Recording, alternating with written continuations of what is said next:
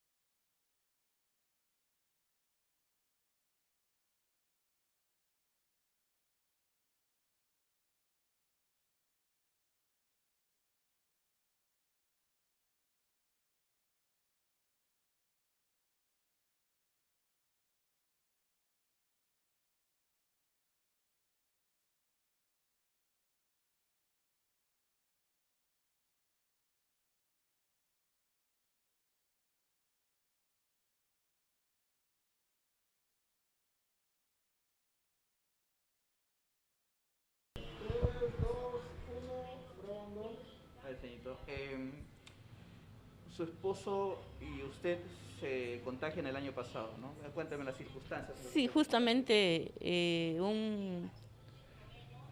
en mayo, para el Día de la Madre, se contagió mi esposo. Ya, y luego, pues nosotros no pensábamos que era esto, lo llevé al hospital, le hicieron análisis, no le salía nada, dolor de cabeza, fiebre, desesperación. Él tenía y decía, no creo, pero si él no salía, solo salimos a vacunarse, que nos llamaron a vacunarnos en el SEGAT. Y nada más salía, ¿no? Y luego a su casa. Aparte que él era pues ya vulnerable, estaba en la casa y no salía, la que trabajaba solamente era yo, pero eh, de la nada salió y de ahí ya nosotros empezamos a tener cuidado, pues, ¿no? Y cuando lo veíamos nosotros a él que cada vez estaba mal, lo llevé al hospital, el doctor dijo que no tenía nada. Entonces, si nosotros empezamos con las precauciones, con la medicina que nos decían caseras, pero él estuvo recuperándose, ¿ya? Él estuvo recuperándose, ya dijo, lo vencí, ya de hecho. De ahí luego nos llamó el SEGAR para sacarnos las pruebas y él dio positivo, ¿ya? Entonces, ya pues ni modo, ¿no? Entonces, pero con eso ya el doctor le dijo, tú estás en la etapa final, le dijo, ya estás pasando ya, perfecto, entonces. Pero de ahí, él veía la televisión y él decía que en la televisión el doctor Macé decía, salgan a correr, salgan a distraerse, porque si están en su casa peor se van a enfermar, porque era ya psicológico, que ya entraba uno al estrés. Entonces él dijo, voy a tener que salir. Y salía, se iba a correr a las 5 de la mañana y regresaba y se bañaba. Pero mira que eso era lo que la enfermedad quería, ¿no? Porque el agua para eso era un veneno, pues, ¿no? Bañarse a las 5 de la mañana, 6 de la mañana, entonces empezó a darle la neumonía. Después de que ya cuando le da la neumonía, ahí sí ya fue terrible, muy tragedia la enfermedad, que a la final nosotros ya no sabíamos. En una de esas, también ya yo, también ya me sentí contagiada, porque ya me sentía mal, porque yo decía, ¿qué es lo que está pasando? Yo ya caí mal. Entonces, pero aún así, él seguía mal, lo iba al hospital. Lo peor del caso, que en el hospital le decía, vaya a su casa y no siquiera te decían, señora, hay que dar la medicina, le daban, pero a la final no. Y cuando ya se hizo la neumonía, ya pues nos hizo falta el oxígeno. Ahí es cuando nosotros ya empezamos a salir a buscar, a tocar las puertas y no se podía encontrar. En esos días era bien difícil encontrar este oxígeno, como ahora que se encuentran, ¿no? Gracias a Dios que se salvan vidas. Pero en esa oportunidad no se podía encontrar este oxígeno, por más que buscábamos a los amigos, a las amistades. Pero en una así, aún así, el ingeniero Kenny Heredia fue una de las personas que siempre me tendió la mano y me apoyó, nos llevó al hospital de Salaberry, a la posta, ahí le pusimos ponerle oxígeno, pero el doctor dijo que no era dable tenerlo ahí porque era una carpa y que él estaba en recuperación, necesitaba de tener una sala en un hospital para que se pueda recuperar mejor. Una cama UCI, ¿no? Una cama UCI, pero no se encontraba ni cama UCI porque buscábamos por todo lado y no sé. Pero aún así lo llevaron al hospital de Florencia, él ahí se hacía atender, pero ahí estuvo más de 7 días. En 7 días, y él me decía, ya estoy mejor, pero aún no encontrábamos la recuperación. Hasta que en una de esas cayó su hermana, también contagiada, la llevamos ahí. Cuando la ha visto a su hermana, ahí ha sido donde a él le da un paro, que ya no lo pudo resistir. 8 días estuvo él ahí, y a los 8 días en el hospital internado, me decía, búscame una cama en el Alto de Complejidad y no se encontraba.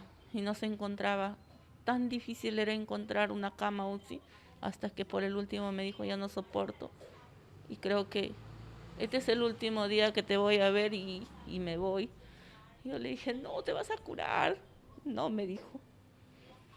No, porque ya la enfermedad me está ganando. Pero aún, como le digo, fue una cosa muy trágica. Que en mi casa nosotros éramos 7, de los 7, todos nos contagiamos hasta la más chiquita. Mi hija también estaba con neumonía. Mi hijo, el último por reconocer, su papá, el cadáver, también se contagió, mi otra nieta. Todos estábamos en una situación muy crítica, se lo digo, que a nadie quisiera que le pase esto, perder familiares con esta enfermedad que fue tan sorprendente. Es muy duro vivirlo, es como que si tú vives un vía crucis cuando están todos en casa contagiados. Esperemos que Dios ya nos escuche y esta enfermedad ya desaparezca de acá, de nuestro Perú o del mundo entero, ¿no? Porque de verdad nos ha dejado tan enfermos, tan mal, que no podemos, o sea, bueno, personalmente no lo puedo superar, yo la pérdida de mi esposo, ver cómo me contagié, cómo se contagió, cómo me ha pasado en nosotros, toda mi familia. Pero ahí, gracias a Dios, también unos amigos ahí estaban con nosotros. De verdad que está próximos a cumplir 1 año y para mí es que si estuviera vivo todavía se iba a un lugar. De verdad que no lo puedo superar. Me ha dejado tan mal psicológicamente que no lo puedo superar. Pero espero superarlo. Indudablemente fueron momentos muy, muy duros, el buscar una cama UCI, ver a su esposo luchando tal vez por su vida. Esos recuerdos van a seguir con usted, ¿no? Yo sé que sí, porque en el Jardín Botánico 12 años él trabajando ahí, y para qué, fue un hombre que de verdad nos enseñó a todos a trabajar responsables, y por eso es que hay mucha gente que lo recuerda ahí en el SEGAT, porque él nos enseñó a ser responsables, trabajó en el trabajo, y aprovechar que de verdad ahora este 21 de julio le vamos a hacer una paraliturgia ahí en el Jardín Botánico para todas sus amistades, amigos que de repente quieran asistir, ahí vamos a estar. ¿Cuántos años tenía su esposo trabajando en el SEGAT? 14 años. ¿Y usted cuántos años tiene? 14 años. 14 años también. ¿Juntos ingresaron? Sí, juntos ingresamos, así es. ¿Usted trabaja en el SEGAT? ¿Qué función cumple usted? Yo en seguridad.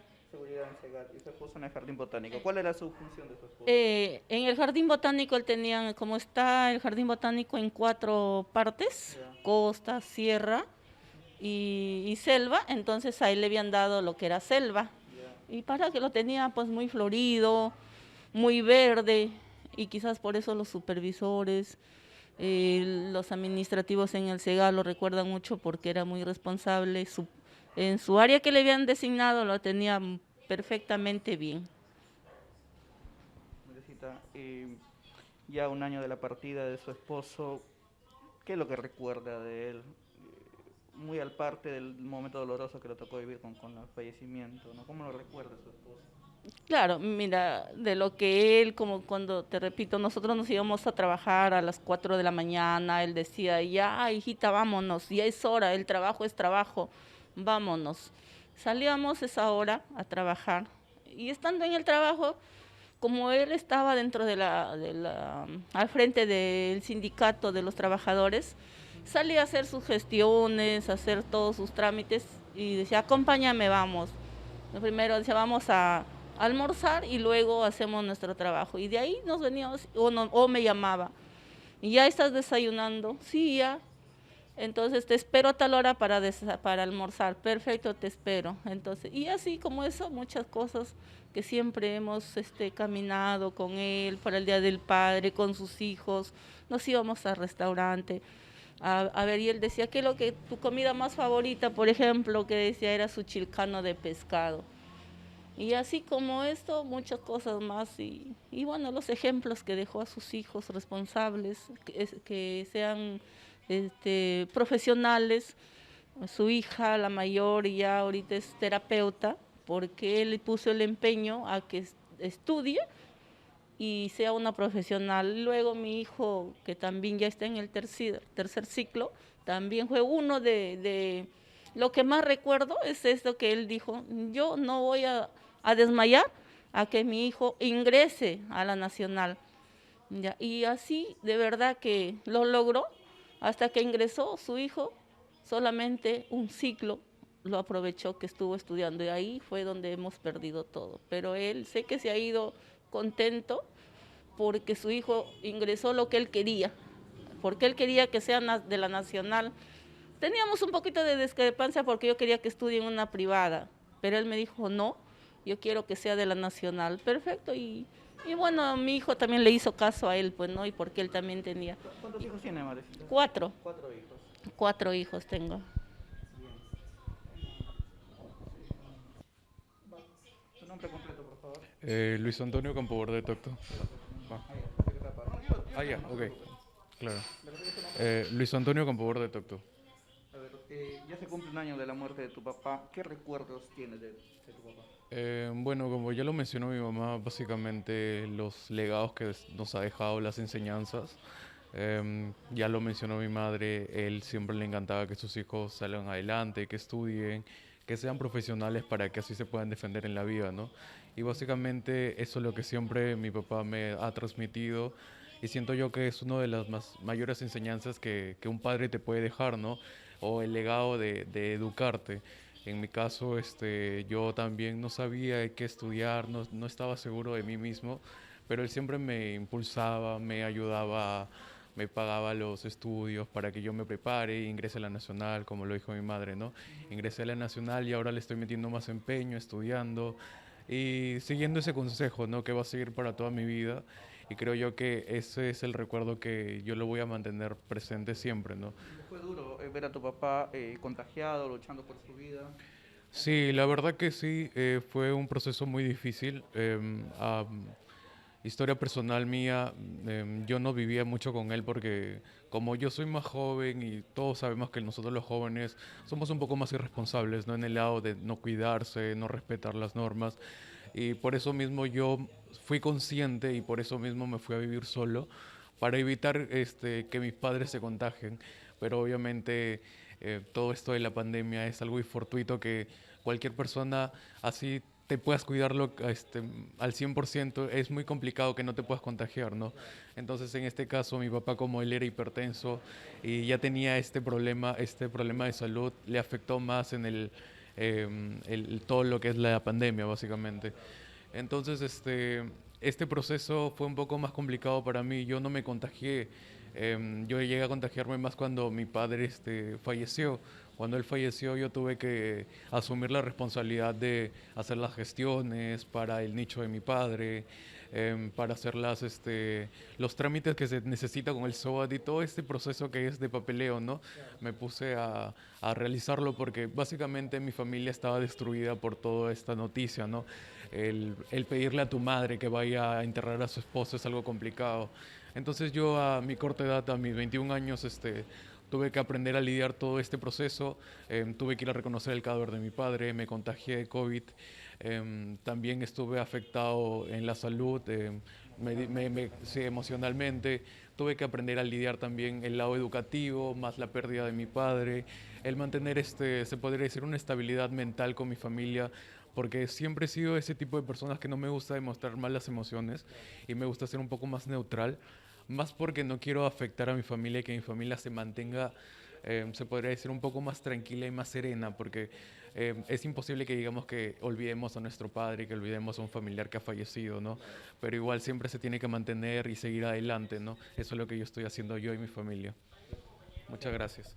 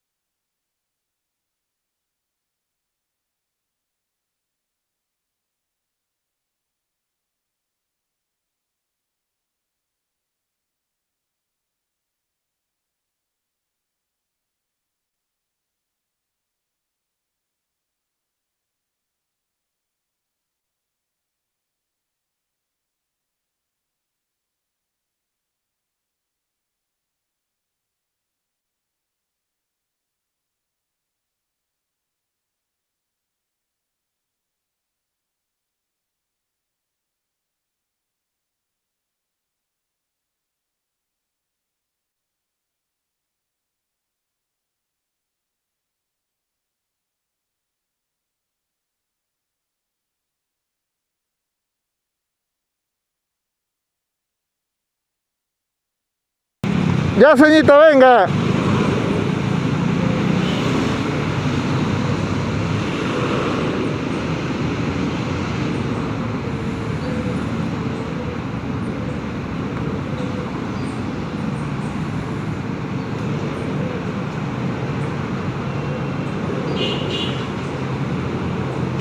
Párense ahí, párense ahí.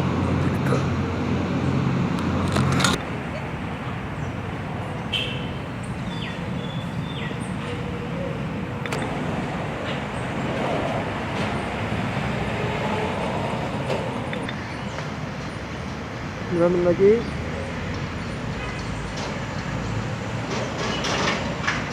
Tres, dos, uno, adelante.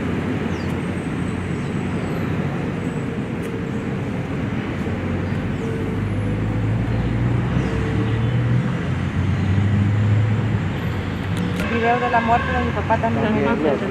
Y fotos en reuniones familiares, así, fotos de él, así. Ya, ya. Sí, Sí, tengo, cuando fueron sus 6 meses de él que nos Oye, hemos reunido sus hijos También, claro. y del año. Claro, sí. Entonces, ¿En qué hospital fallece él? él falleció en el hospital 1 de Florencia de Mora. Y ahí nada más le iban a enterrar. Ahí nada más de Florencia de Mora solo fue al Jardines de Paz nada más. Que fuimos solo su familia y los amigos pues se quedaron, ¿no? Siempre sus 6 meses que le hemos celebrado o los meses. Claro, mi papá es de Piura. Él es natural De Sullana, de Ayabaca. de Yovaca. Es natural de Ayabaca. Ya, muy bien. Sí, estos son cositas me los paso para Ya, que- entonces yo se las paso a usted para que pueda vestir la notita, ¿no? Y se lo haga bonito, algo Esto sí, bonito. está bonito. Allá me Oye, se dice cayó. Se cayó. Cuídate.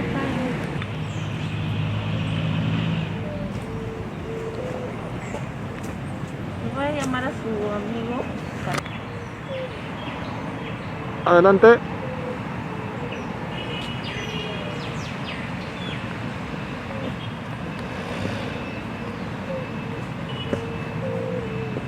Ya.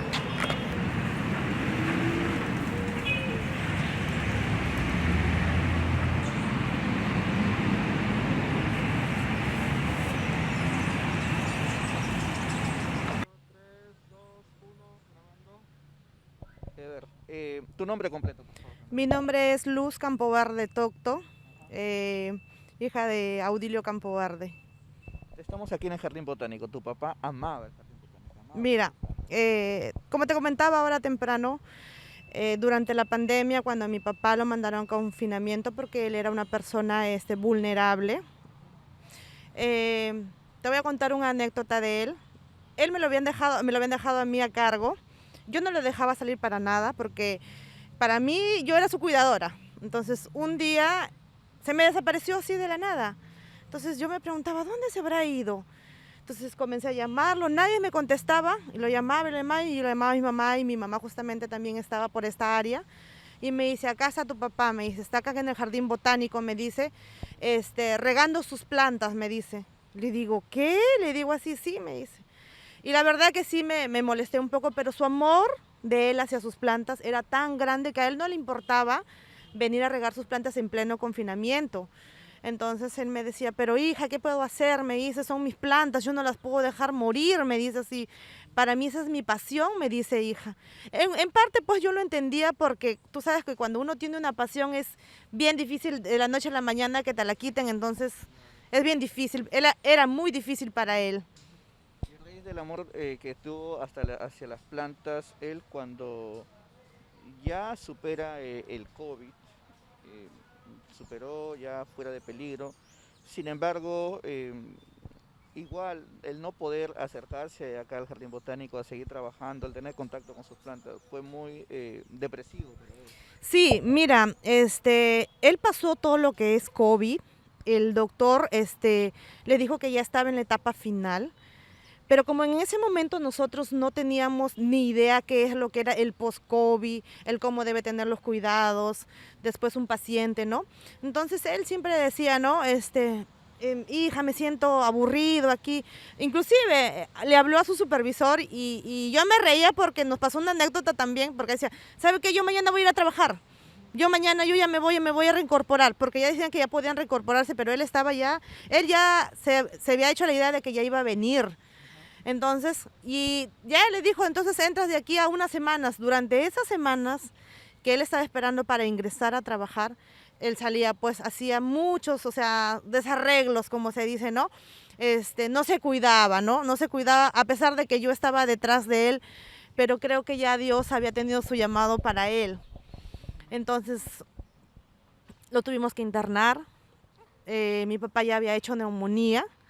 Ya su saturación bajó durante ese tiempo, esas 2 semanas, avanzó rapidísimo la neumonía. El oxígeno era el problema para nosotros porque nosotros llegamos a tenerlo inclusive con un médico particular. Yo mayormente me ocupé de él, hice todo lo posible porque hasta las camas estaban muy peleadas, te comento un poco, pero Yo hice técnica en enfermería en el Hospital de Florencia de Mora, entonces conversé con un montón de gente que me ayudó y les doy muchas gracias y lo pude ingresar a mi papá. Lo más duro es del COVID, es que te miran con indiferencia, que nadie te dice yo te voy a ayudar. Y ¿sabes qué? Te digo, la muerte de mi papá para mí me ha fortalecido mucho, porque me he dedicado, porque yo soy técnica en fisioterapia, ahora me dedico a dar todo lo que es para el post-COVID, a rehabilitarlos. Entonces, la muerte de mi papá fue trágico para nosotros como sus hijos, pero a la misma vez nos ha ayudado, como te puedo decir, en lo personal, nos ha dado más fuerza, más empuje para nosotros salir adelante como hijos. ¿Qué recuerdos de tu papá ahora que estás aquí en el lugar donde él trabaja? Mira, te voy a contar un poco que un día tuve un sueño, a la semana que mi papá falleció, soñé con él. Y así me dijo, cuando tú quieras estar conmigo, yo voy a estar ahí en el jardín botánico. Voy a estar ahí. De repente se me quiebra un poquito la voz, porque cada vez que yo paso por aquí, es como que si él viviera aquí entre estas plantas. Entonces, cada vez que yo me siento nostálgica, vengo, me siento en paz y siento su presencia, ¿no? Anécdota tan bonito con él es que siempre nosotros veníamos a almorzar con él acá. Sí, veníamos a almorzar, compartíamos que también tengo fotos con él, que nos hemos sentado, lo esperábamos que termine su faena de trabajo. Esas anécdotas y esos recuerdos bonitos los llevo en mi corazón. Sí. Primero su nombre completo, por favor. Buenos días, yo me llamo Azucena Arqueros Loyola, trabajo muchos años ya acá en el Jardín Botánico, ¿no? A ver, coméntenos, usted conocía a don Audilio. Nosotros bueno, yo conocí a Campo Verde, le decíamos de cariño Campo, hace más ya de 10 años ya. Acá desde que ingresé a trabajar lo conocí. Él siempre le vi acá en el área de botánico, de jardín botánico. Muchos años ha estado acá él trabajando en el jardín botánico. ¿Cómo era el trato con él? ¿Cómo usted...? Como decía Campo Verde, pues era no solamente un trabajador, era un miembro más de la familia. Siempre tratábamos nosotros de preguntarle algo, incluso nos aconsejaba muchas cosas en la parte privada y todo. Siempre laborioso, trabajaba, su vida de él era mayormente trabajo acá, que quede todo bien. No le gustaba casi que se encuentre su área mal, siempre bonito, que esté preocupado por las plantas y flores, que él le gustaba mucho. Justamente como eso, ¿tú viste el amor que él tenía por las plantas? Sí, ¿no? demasiado cariño por su área, de la zona selva, donde él acá laboraba. Mucho cariño él tenía por su área. Lo veías como él trabajaba. Claro, sí, sí, eso de allí, aparte de eso de allí, los visitantes que venían al área de acá, él los trataba con mucho cariño. Había personas que venían a preguntar por diferentes plantas y él los trataba con mucho cariño, incluso hacía el guiado de los visitantes, de los niños que venían acá. Ajá. ¿Alguna anécdota de repente con el señor Audilio? El día a día creo que era una anécdota porque él muchas cosas, estaba pendiente de todo y de cada uno de nosotros estaba pendiente. El área de acá de él, por ejemplo, decidió el invernadero porque él quería tener, aparte de que tenía su área verde, quería tener un área donde se cultive especies como lechos y plantas de interior, que cada día lo estamos implementando más, es el área que se encuentra allí. ¿El invernadero fue idea de él? ¿O fue en conjunto? En conjunto me parece, pero él era el encargado de ahí, justo en su área de él, en la área de la selva, se implementó allí la estructura.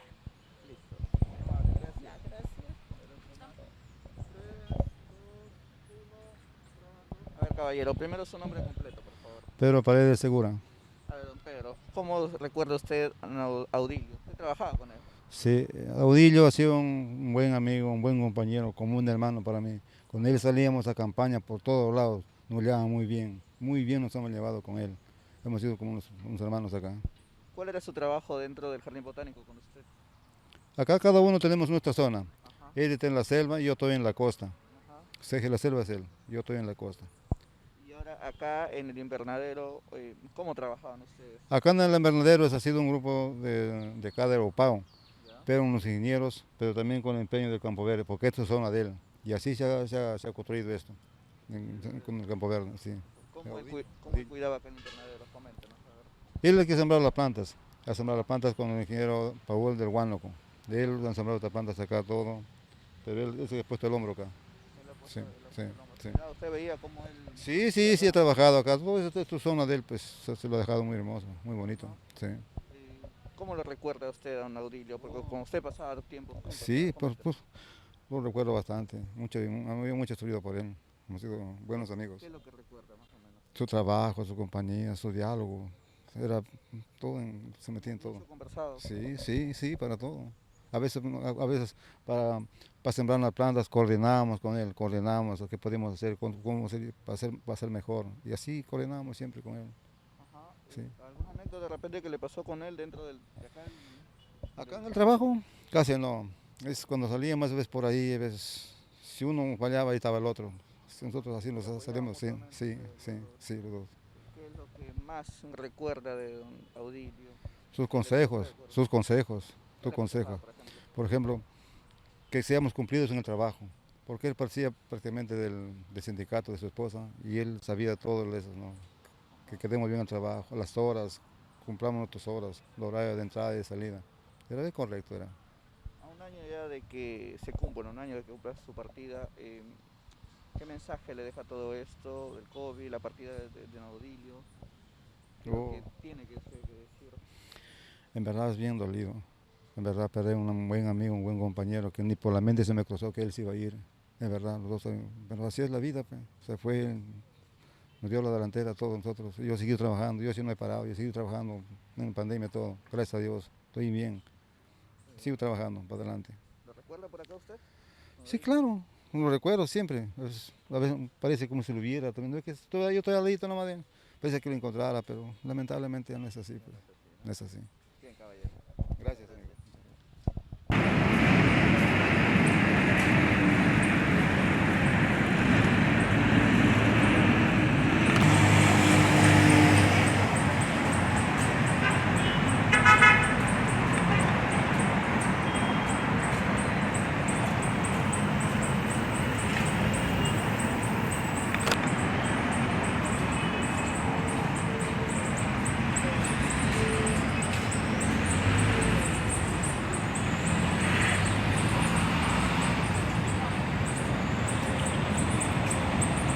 ¿Salía en la toma?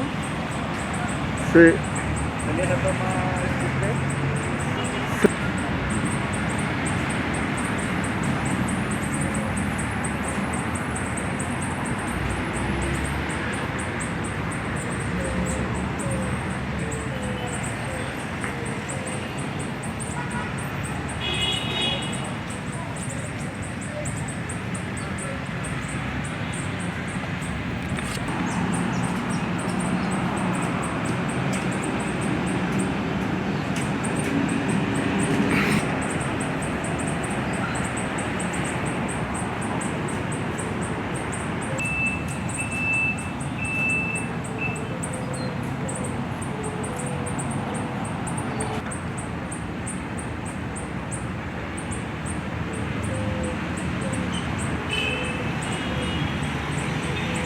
Todo.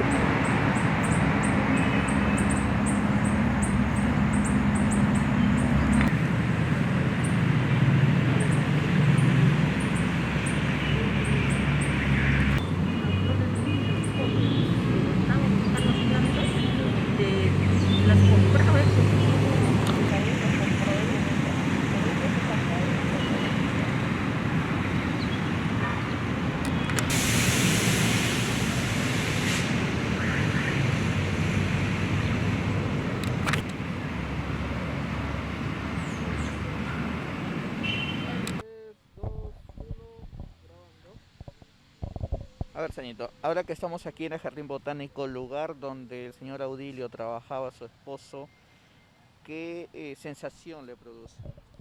La sensación es que sentirlo aquí, siento que como que si lo voy a encontrar aquí, no sé, él mismo como que nos atrae cuando estamos aquí, pero no es así, pues, ¿no? Pero bueno, Dios ya lo llevó y esperemos que con sus recuerdos, como ya ustedes han escuchado de sus compañeros, de que él ha sido una persona recta, siempre le gustó la puntualidad, el respeto en el trabajo. Y con él, con nadie aquí ha tenido problemas, con todos se llevaba muy bien y a todos les enseñaba cómo. Hay señoras que inclusive lo toman como un padre porque les enseñaba, les decía no hagan las cosas malas, ustedes tienen que ir por los buenos caminos, respeten el trabajo, la puntualidad es lo más importante en el trabajo y por eso quizá hay gente que mucho lo recuerda. Hay ingenieros, los supervisores, todo, porque él no necesitaba un supervisor como él les decía. Yo no necesito supervisor, porque yo soy responsable en mi trabajo, sé lo que debo hacer, sino ya porque así es de tener un supervisor, pero bueno, respetaba lo que tenía que respetarse, ¿no? Y así sucesivamente. Marecita, usted venía acá con él en almuerzo, compartía, ¿no? Sí, como yo trabajo también en seguridad de acá de lo que es el SEGA, me tocaba aquí en el Jardín Botánico. De verdad que él cuando me decía, mira, hoy hay que desayunar, voy a comprar mi desayuno y nos sentábamos a comer aquí donde ustedes mismos ven en este mismo ambiente. Y bueno, al almuerzo decía, bueno, ¿sabes qué? Hay que pasar un rato más acá, se iba, traía su almuerzo y nos poníamos a almorzar acá también. Sí, hecha de verdad que muy cosas bonitas aquí en este jardín botánico nosotros hemos tenido. Marecita, la última, usted cada vez va a seguir viniendo acá, obviamente, y cada vez que venga va a vivir acá con Audilio. Sé que sí, yo sé que sí, porque él ha dado mucho por este sector. Como digo, el jardín botánico está dividido en 4 zonas, entonces a él le dieron la zona de selva y daba mucho por sus plantas, compraba de su propio bolsillo para poder poner en esos invernaderos con los ingenieros, con que se ponían a hacer proyectos para hacerlo, pero hay que ejecutarlo, lo ejecutaban. Y de verdad que a mí me gustaría estar permanentemente por acá en esta parte, en esta zona, para poder de repente ayudar a tenerlo como él lo tenía, bien florido, con todas sus flores de diferentes clases de flores, semillas que le ponía acá en este sector. Muy amable, gracias. ¿Qué nos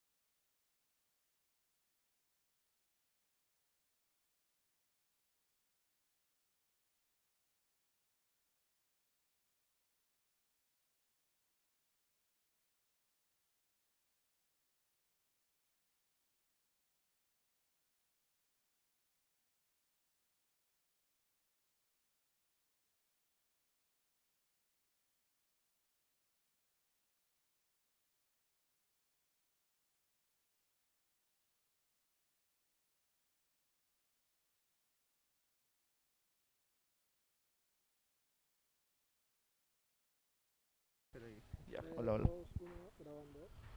Ya, gerente. Em, Lamentablemente han fallecido ya 15 ya este personal del SEGAT. Obviamente esto es un golpe para los demás trabajadores, como la forma en la que COVID está dañando a los trabajadores mismos. Sí, esta pandemia creo que ha traído, aparte de una crisis económica, una crisis familiar, una crisis también de mortandad, ¿no? También ha enlutado a muchas familias en el SEGAT, como también a otras instituciones del Estado, privadas y también del país, y por qué no del mundo, ¿no? Lamentablemente hay 15 colaboradores que han fallecido eh, por diversas circunstancias, ¿no? Especialmente por la COVID, pero tenemos que reponernos, ¿no? Porque como siempre he dicho yo a los trabajadores y les digo de manera permanente, le digo de que son pasos que hay que dar en la vida y que hay que aceptarlos con resignación y que por la estimación y por lo que han dado por el SEGAT hay que recordarlo siempre con cariño, porque solo el cariño salva el recuerdo, porque donde no existe cariño el virus se encarga de todo, ¿no? Los trabajadores del SEGAT son trabajadores de primera línea, valga la redundancia. Si haya pandemia, si hay otras enfermedades, tiene que seguir el servicio de limpieza. Yo, Eso se les expone. a ver, considero que deben ser considerados en primera línea. Ajá, Sí, yo tuve una discusión con la gerencia regional de educación ya, porque me decía que los de primera línea son ellos, ya. los médicos y enfermeras, porque están ellos en contacto permanente con los enfermos, ¿no? Pero ellos no toman en cuenta, yo le dije también deben ser considerados, así como la policía, como los bomberos, como el ejército, también debe ser considerado el SEGAT. ¿Por qué? Porque los trabajadores de limpieza pública y de áreas verdes están en contacto permanente con la población y con los residuos comunes, ¿no? Y eso, al limpiar de la ciudad, al embellecer la ciudad recuperando las áreas verdes, entonces están trabajando por la salud de la población. Ajá. Y reconocimiento también que se le debe dar al trabajador de limpieza, no tanto de limpieza como áreas verdes también. Sí, yo siempre decía hace poco que se aprobó la ley 54, creo que es la ley, donde se prohíbe la terciarización del SEGAT. Hay muchos que se han alegrado porque el SEGAT desaparezca. Algunos, no todos, ¿no? Algunos. Y yo considero de que esta ley no da al SEGAT, o sea, no elimina el SEGAT. ¿Por qué? Porque el SEGAT no tiene un contrato civil de servicio de limpieza pública de áreas verdes con la municipalidad. Nosotros somos una OPD, un organismo público centralizado con autonomía económica, administrativa en asuntos de nuestra competencia. Por lo tanto, no somos una institución ajena a la municipalidad, somos parte de la municipalidad. La tercerización del SEGAT es, por ejemplo, lo que hizo la gestión de Lidia Espinosa. Tercerizó el servicio con una empresa privada que es Veolia, ¿no? Esto también generó un problema al SEGAT y a la municipalidad. ¿Por qué? Porque no manejaron bien la provisión de presupuesto, porque se manejó una provisión de presupuesto de 34 millones de soles, cosa que en la práctica nunca se dio. El SEGAT nunca pasó de 26 millones de soles en recaudación, ¿no? Entre 20 y 26 millones al año, y se falseó la información, definitivamente, y generó un problema al SEGAT. ¿Por qué? Porque nunca no se liquidó ni a los auxiliares de recoge de basura ni a los choferes. Entonces esos señores ganaron, el tiempo que duró Veolia, ganaron gratuitamente, o sea, ganaban sin hacer nada. Ya los trabajadores han recibido su segunda dosis, pero ¿qué hace el SEGAT para proteger a sus trabajadores? Mira, el tema de la protección es un tema que te digo del sector salud. El sector salud, el sector salud tiene que dar su vacuna y tiene que brindar los servicios, valga la redundancia, de salud. Nosotros como institución tenemos que ver sus EPPs, ¿no? Que tengan todos los trabajadores que están en campo, nosotros llamamos operadores. Generalmente hay 800 trabajadores, 700, 800 trabajadores que oscilan entre limpieza pública y áreas verdes, que tenemos que darles sus instrumentos de protección, ya sea alcohol, ya sea mascarillas, también guantes, uniformes y vestido. Por ejemplo, la próxima semana ya llegaron hoy día los uniformes de limpieza pública de todos los trabajadores, y probablemente en unos 15 días más tenemos ya los uniformes nuevos para áreas verdes. Entonces, en ese sentido, o sea, nosotros como institución tenemos la responsabilidad social en el trabajo de dotarlos de todos sus implementos, incluidos sus uniformes.